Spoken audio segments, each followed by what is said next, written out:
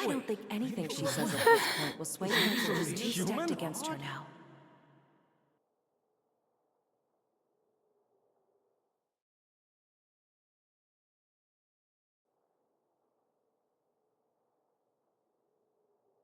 In my capacity as Chief Justice, I shall now render judgment on Farina's misrepresentation of herself as the Archon of Fontaine. As a human who knowingly deceived her fellow citizens, Farina is guilty.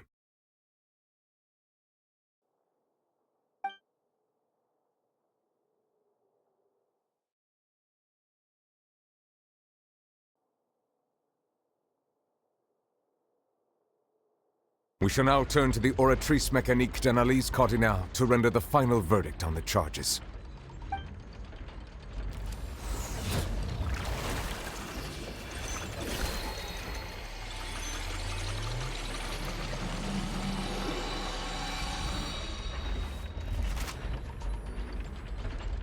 According to the judgment of the Oratrice Mécanique d'Analyse Cardinale, Farina is... Well, what's wrong? What's the Oratrice's verdict? No, the Oratrice also displays a guilty verdict. Isn't that correct, then? However, the exact wording of the verdict is thus: the Hydro Archon, guilty, to be punished via the death sentence.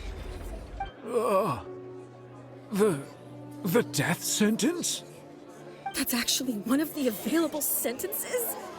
I've always thought that it was just a myth.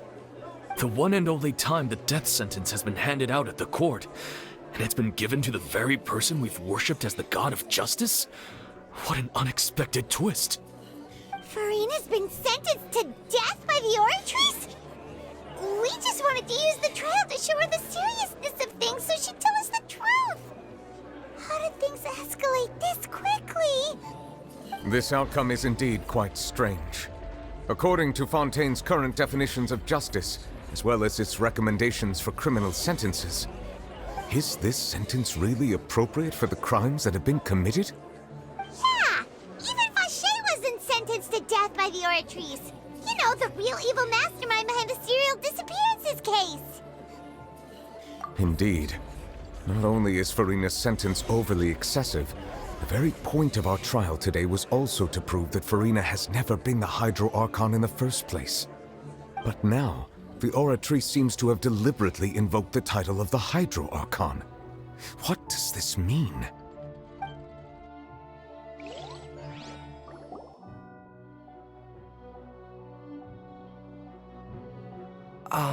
Excuse me, if I may interrupt.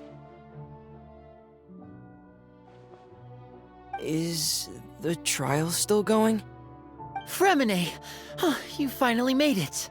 I assume this means you've completed your mission? Mm-hmm. Any mission Father assigns to me will always be top priority.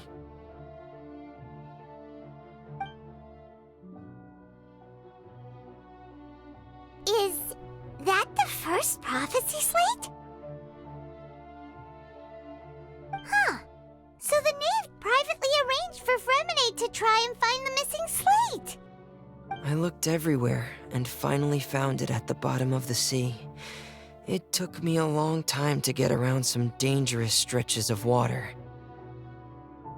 But has the trial already concluded? Then doesn't that mean I've come too late? Oh no. Father will be disappointed in me. Thank you for your hard work, Mr. Fremine. Please allow me to review the record left on the slate.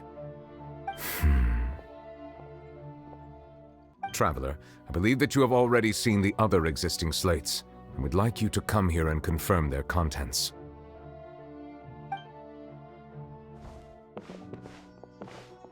Huh? So what do you see? What is it?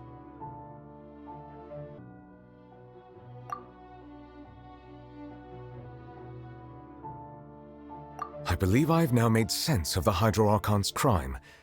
It has to do with Fontaine's lost history. Archon just guilty of deceiving her people? Oh, wait, no, that's Farina, and we've already proven that she's not the Hydro Archon. So when you say Hydro Archon, do you mean the real Hydro Archon we've been kinda talking about? In truth, everything that you've encountered in Fontaine up until this point can be traced back to the contents of these stone slates. However, I'm uncertain as to how much sense they currently make to you. Okay, let's try to recall the contents of the other 3 stone slates. Paimon will do her best to help you remember.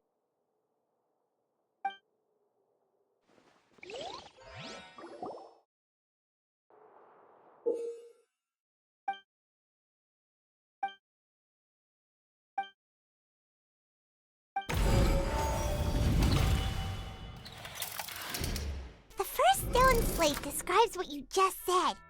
It seems to show the previous Hydro Archon using her divine power, and then the Oceanids turn into humans. Does that mean that Fontanians are transformed Oceanids? Oh, Paimon wasn't expecting that. But if Oceanids can turn into humans, then perhaps this process can be reversed as well. The second stone slate shows Celestia floating in the sky, and the Hydro Archon and her people worshipping it together. But the heavens still brought judgment down upon them. This must be the point when the Hydro Archon and the Fontanians were branded with their original sin. Does this mean that the original sin and the Hydro Archon sin are the same thing?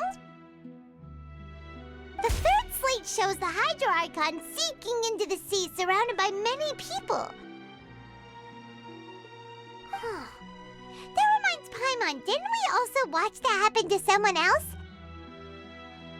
Well, the fourth slate is the prophecy the Fontanians have been talking about. People dissolving into the sea, the Hydro Archon crying on her throne, and so on. We didn't believe that such a crazy disaster could happen at first, did we?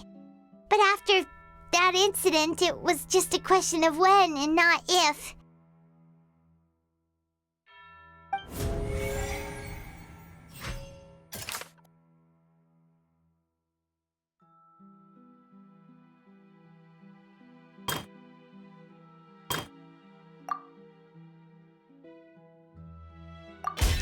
We know from the case of the serial disappearances of young women that Fontanians can be dissolved in primordial seawater. And the first stone slate tells us that long ago the Hydro Archon used her power to turn Oceanids into humans. This might be the reason that Fontanians can dissolve.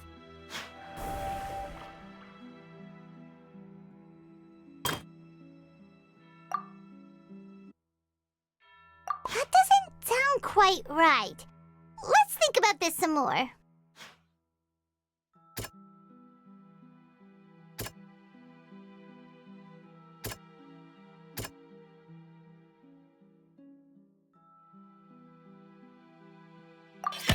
Perhaps what is about to take place has all happened before. The true sin of the Hydro Archon that Nervilette mentioned, and the original sin cast down on the people of Fontaine by Celestia as recorded on the stone slates.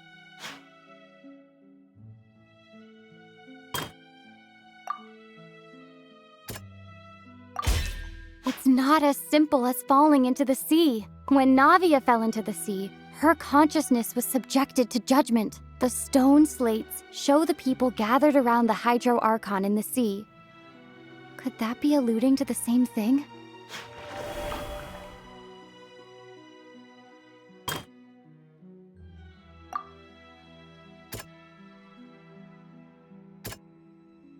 That doesn't sound quite right. Let's... The prophecy from the stone slates found its way into society, but not many people believed it at first. The fortress of Meropide was nearly flooded with primordial seawater, which we know can cause Fontanians to dissolve. It seems increasingly likely that the prophecy may come true. If we hadn't dealt with it in time, things could have gone very badly. They'll dissolve into the primordial sea but won't cease to exist. Their essence will flow in the seawater. converge and take the form of an Oceanid.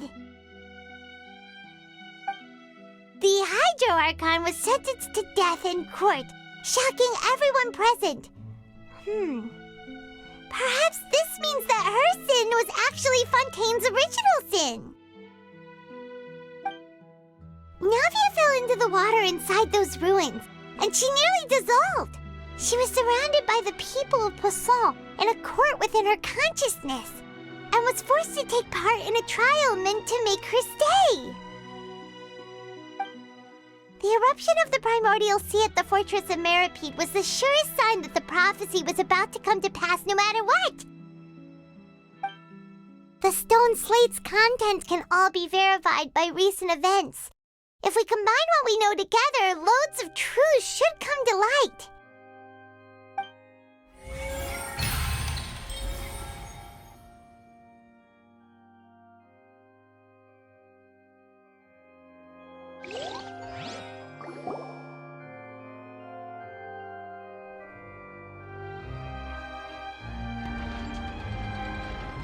Huh?